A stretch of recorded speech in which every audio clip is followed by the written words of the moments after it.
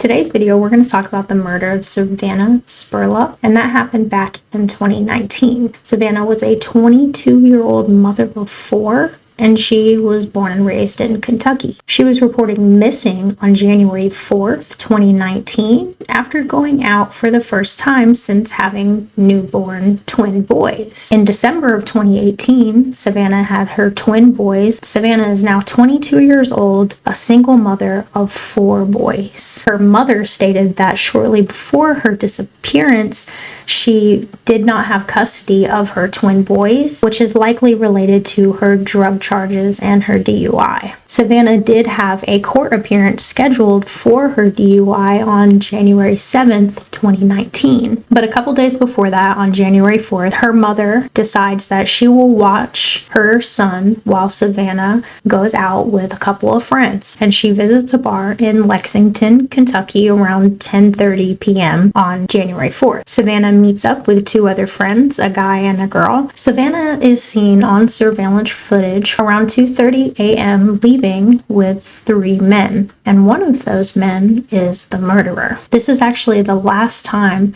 that Savannah would ever be seen alive. She allegedly was invited back to David Sparks' home, which was one of the three men that she left the bar with. January 5th, Savannah's mother, Ellen, files a missing persons report for her daughter, Savannah. The evening of July 10th, David's father actually calls the police to report a strong foul odor coming from their property. Later that night, when the police are searching, they finally uncover a body. Savannah's body was buried in a 19-inch shallow grave, wrapped up inside of this rug that was an identical match to the rug that David Sparks purchased on January 4th. David was arrested and charged with trespassing, corpse abuse, tampering with evidence, and the murder charges followed later on in August. When they did the autopsy, they couldn't determine the actual cause of her death. And unfortunately, David has never stated what happened that night or what he did to Savannah. David, for some reason, has a change of heart and decides that he's going to plead guilty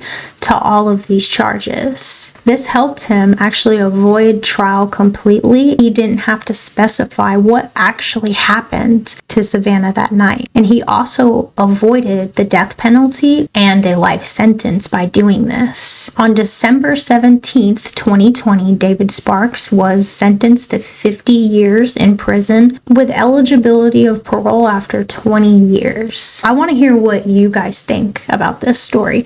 Do you think justice was served?